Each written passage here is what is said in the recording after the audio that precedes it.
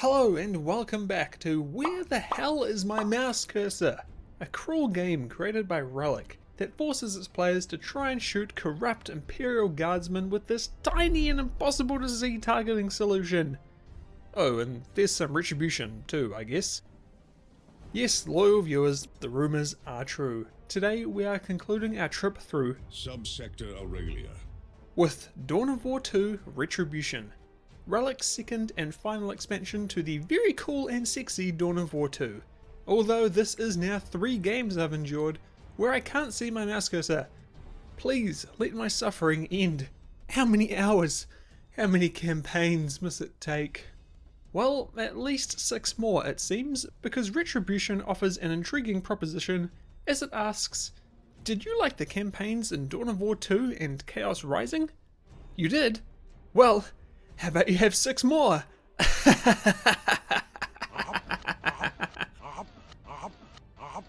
That's not all that Retribution bought, however. As a completely standalone release, it came with improvements to Skirmish and multiplayer, a brand new playable faction in the Imperial Guard, additions to The Last Stand, aka the worst mode ever, we'll get to that, and perhaps most importantly, a complete severing from the bane of 2010's gamers everywhere, games for Windows Live, in favour of the beloved Steamworks integration. Though that doesn't matter much now, since the previous games also received this hallowed gift via an update in 2014. But Retribution still has many things to offer, like buckets of meaningless overpriced DLC, the Elite mod, and some very nice jackets. But I'm getting ahead of myself. Don't worry, Mr. Necron Overlord, your time will come. But before that, we've got to thank our sponsor, Surfshark VPN, who made it possible for me to buy that ridiculous amount of DLC that Sega pushed here. I'm sure you're all aware of VPNs and what they're good for. They've been around for a long time. I remember the first time I used one was when I was trying to get Mass Effect 3 unlocked early, thanks to horrific regional release times. We've come a long way since then though. Now we've got services like Surfshark, which will cost you less than the price of a coffee a month if you use my code, and come with more features than simply bypassing region locks and protecting your data from the guy you just savaged in Modern Warfare 2 when he threatens to leak all of your personal info. You should take him seriously, his dad works for Microsoft. A great thing that I really love about Surfshark is that it lets me use it at a router level, meaning I can cover every device connected to my network, rather than having to install it on each one individually. So everything from our Xbox to PCs, phones, laptops, and our extremely affordable Samsung Wi-Fi smart fridge. Great price, by the way. So if you're looking for a VPN, then check out Surfshark. You'll of course get all the other great benefits, like hiding from pesky ISPs, staying secured on public Wi-Fi networks, and the ability to bypass region locks on sites like Netflix, all with 24/7 support, a strict no logs policy, which is very important, and a 30-day money-back guarantee. And if you use my code, you'll get 3 months free, plus 81% off a 2-year plan. Thanks again to Surfshark for sponsoring this video. Now, let's get back into it. Right, look, we all know what happened with Dawn of War 3. Despite what its Wikipedia page may tell you, people hate that shit. But most people agree that Dawn of War 2 is fantastic, me included. So can I say the same for Retribution? Or will I be forced to face the fact that this was the beginning of the end for the series, leading it down a path to its grand failure and the public execution of the name Dawn of War? Well, we're not going to find out just by sitting here, are we? So come on, let's go, let's go, let's go! Retribution's campaign kicks off right where Chaos Rising's left off. Not actually, it's really been 10 years. What is this, HBO's hit show, Game of Thrones House of the Dragon? We're still in Subsector Aurelia. And wouldn't you know it, there's conflict to be had. Wow, who could have guessed? This time with even more interested parties. We've now got new orc pirates who are here to loot and pillage. Eldar looking for prophecies or artifacts, or something. Some remnant Tyranids, the defending Blood Ravens tracking down their corrupt chapter master, Chaos Marines led by Eliphas looking to slaughter some Blood Ravens, and finally the new kids, the Imperial Guard, led by Lord General Castor alongside an Imperial Inquisitor sent here to exterminate us the entire subsector. Like always, it's everyone against everyone, and I've always found it funny how the devs need to come up with reasons for why the Space Marines and the Imperial Guard need to be fighting, despite both being humans and both serving the Emperor. I know this isn't exactly exclusive to the games, so let me know your favourite Space Marine v Imperial Guard conflict in 40k lore in the comments below. Unlike the base game and Chaos Rising, Retribution includes multiple campaigns, one for every race. But the way they're set up is strange. Unlike earlier games in the series, like Dark Crusade and Soulstorm, these campaigns are not a sandbox, overworld map styled game like a simplified Total War. Instead, they're more like the regular Dawn of War 2 campaign.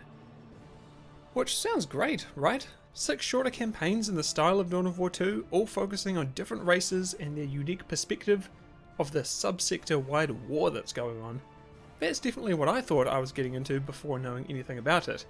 What it actually is, however, is almost the same campaign, playable by 6 factions. Yes, there are different endings depending on who you play as, and things will differ slightly throughout, but for the most part, you're playing the same missions against the same enemies in the same locations. So don't go into this thinking you've got 6 unique campaigns with interwoven stories and crossover missions. Just imagine one campaign where you choose your faction, and experience a slightly unique perspective on its events depending on your choice. Simple. And on that campaign, well, how is it? Well, it's worse. Bruh. But also better. But mostly worse. Let me explain.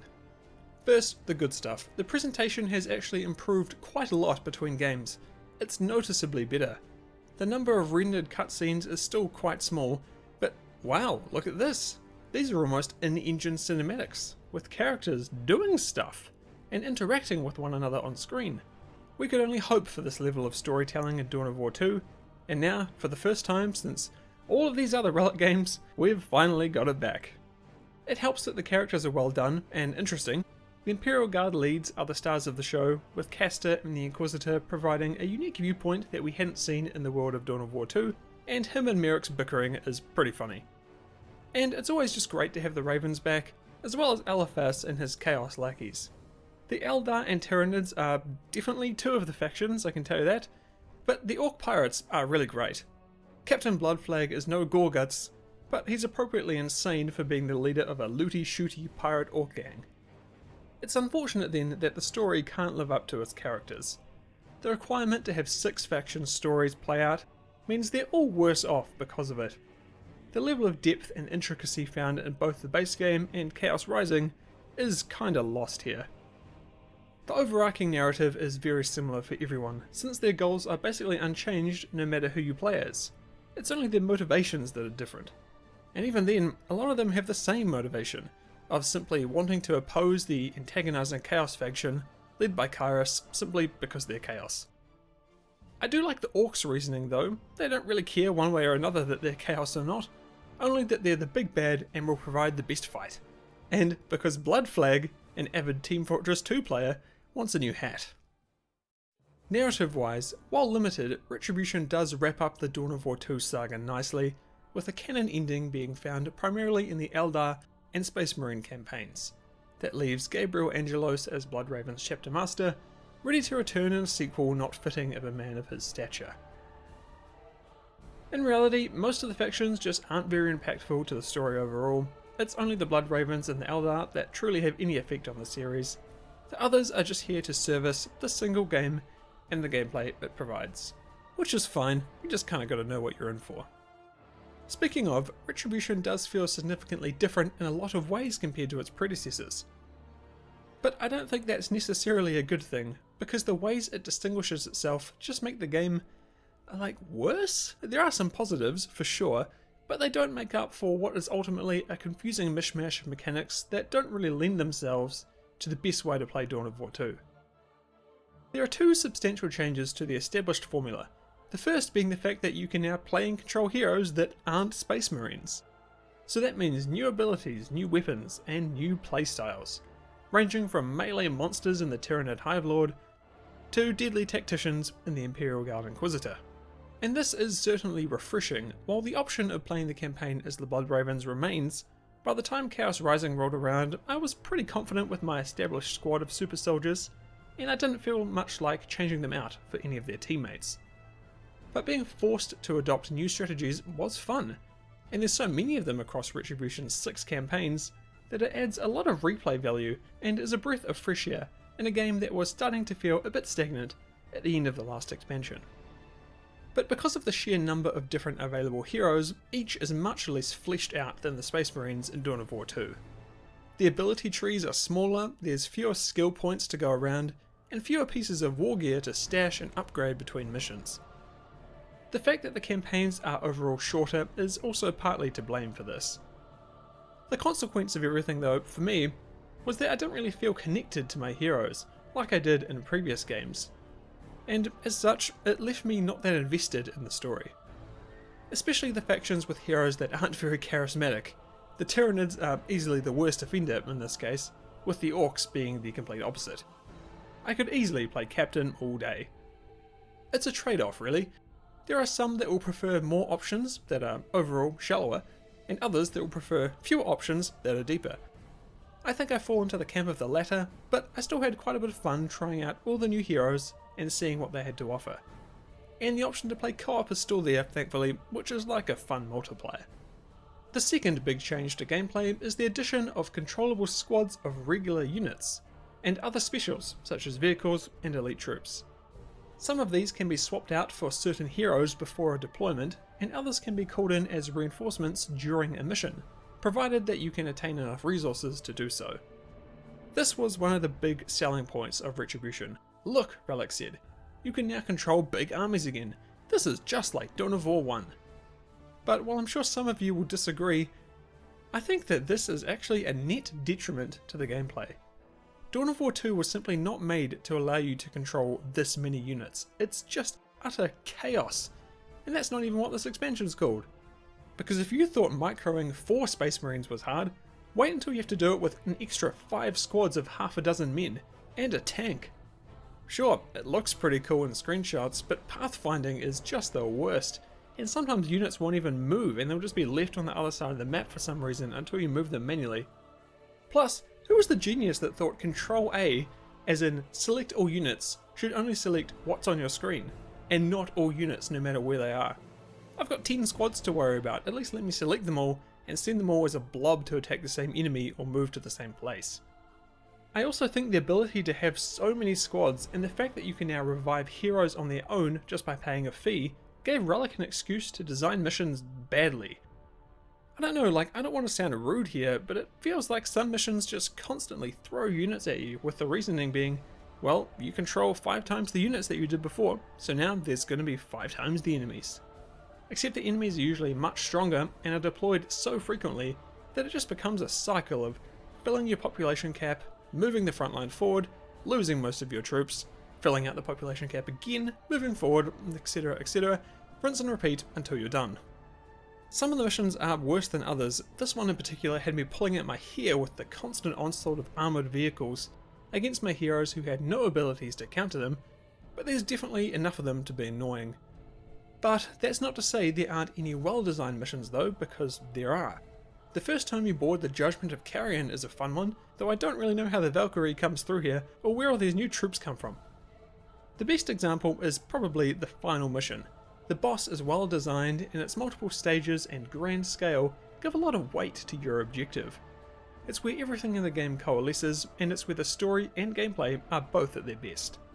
It's just kind of a shame that you have to play through the whole rest of the game to get there.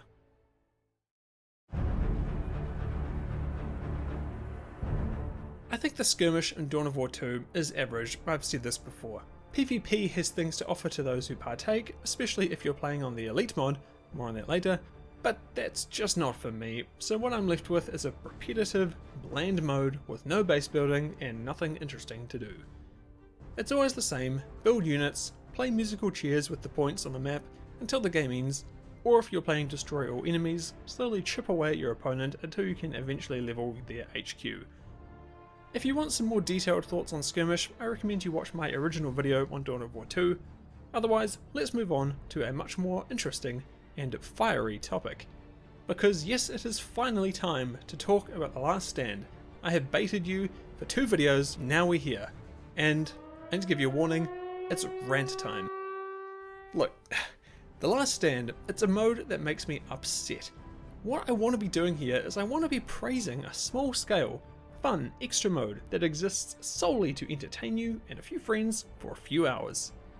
But I can't overlook its flaws, its wasted potential, and its greedy business practices.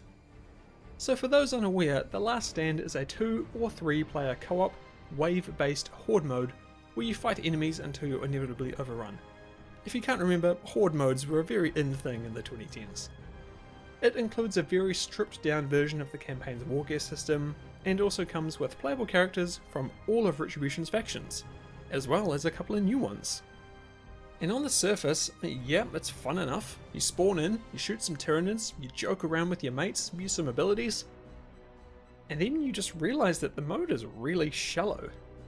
You're sitting there and you think, hold on, is this the whole map?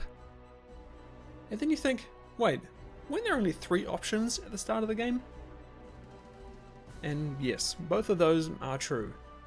I honestly just couldn't believe it. Surely there had to be more. Objectives, a second area, something to interact with, anything. But nope, nothing. This is it. This is the mode. This honestly feels like something that would come out of a developer game jam. Something a dev could throw together on an afternoon as a fun experiment or proof of concept to what a horde mode could look like. And that's fine, by the way. I don't have a problem with that. Like I said, I'd commend it. Little secret offshoot modes like this are great and they only add value to the main product. Something like Dead Ops Arcade from Call of Duty Black Ops, or going back further, the original Zombies mode from Call of Duty World at War, are both great examples. But in my mind, Relic took any praise something like this would bring and completely trashed it when not only did they release The Last Stand as its own product for $10 US, but they also released character DLC for it at a whopping and somehow identical $10 US. Yes, the Necron Overlord and Tau Commander have nothing to do with the campaign or skirmish, they are simply playable characters here in The Last Stand. They bring a few bits of unique war gear and abilities, and when considered in a vacuum, are a fun addition. Especially the Overlord, who's borderline broken thanks to his uncanny ability to just tank damage forever. But the fact that each of these characters is $10 on their own is crazy, I'd scarcely believe it. Also, the level of fan baiting on display here is egregious. Adding the Necrons and Tau back to Dawn of War, but only to have them in The Last Stand, and not in Skirmish or Campaign? Come on guys! But, then again, it is Relic and Sega, so should I really be that surprised? And unfortunately, it does actually get worse.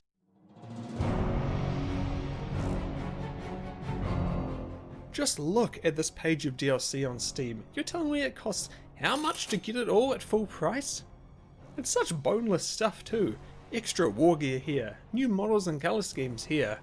And yeah, I know that it goes like 5,000% off in Steam sales and that it's so insignificant that you can just turn a blind eye to it and have the same experience. But it's the principle, Also, what the hell is this ridiculously bloody blood pack? Some kind of clown DLC? This is like an intern just cranked the blood particle slider to 100 as a joke. Then the producer said, amazing, can you put that as a little extra file and sell it for $3?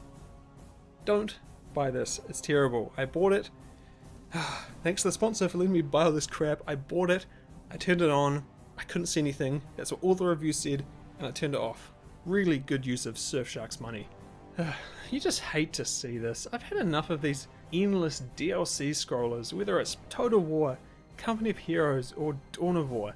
Relic and Sega just can't get enough of them. And I'd ask them to restrain themselves for Company of Heroes 3, but let's be honest, we all know that they won't. Just look at Warhammer 3. On a brighter note, let's talk about Retribution's modding scene, even though it's not very big. And I'm sure that's not much of a surprise to you all. The base game never was much of a modding platform, and we all know that you should simply go and play Ultimate Apocalypse for Soulstorm if that's what you're after. But there is one project for Retribution that stands above a few others, and that's the Elite mod. While it was born as a balance mod for competitive Retribution players, Elite became a lot more than that, and now it's the de facto PvP experience, as well as a solid choice even for those just interested in the campaign or co-op. It brings new abilities and units to all the game's factions, as well as an entirely new faction of its own in the Grey Knights, as well as balance changes, fresh army paint schemes, modified maps, bug fixes, and even some visual improvements in select cases. If you're interested in trying it out, or joining a fairly bustling community, then there's an official Discord server which I'll link in the description. Or you can even catch shoutcasted PvP matches, as well as get a bunch of other helpful info on the mod's website.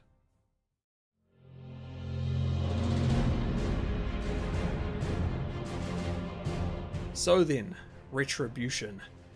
Am I clickbaiting you with the title of this video? Is this really the beginning of the end for Dawn of War? Honestly, yeah, I think it is. Overall, the game is fine. It has its pros and cons like everything does, but in my mind it just really doesn't do anything special enough to recommend it over the original, or even Chaos Rising 10 years later. It feels unfocused, unable to decide on which type of player to cater for, and instead just not really hitting anyone, besides those who purely want more of the same Dawn of War 2 gameplay that they've played for 2 games now and nothing else.